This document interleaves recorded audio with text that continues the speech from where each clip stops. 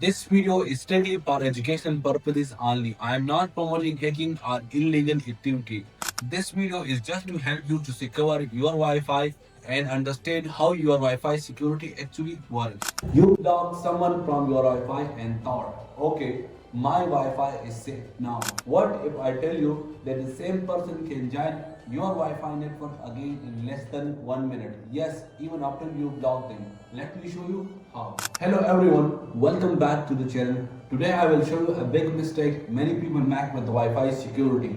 Most people think blocking a device is enough, but blocking alone is not enough to secure your Wi-Fi.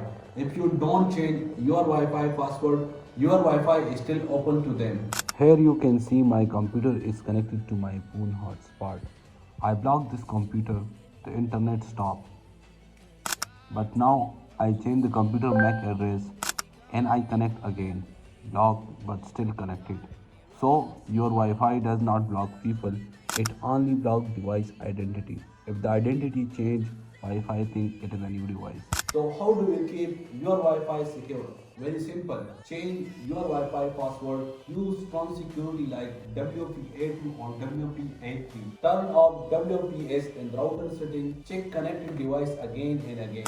Blocking a device is not enough. Changing the password is the real protection. If you want to learn how to stop someone from using your Wi-Fi, even if they know the password and are connected, but the internet does not work for them, comment we want and I will make a video on it. If this video helped you, please like it, share this video with your friend and family, subscribe for more easy tech videos.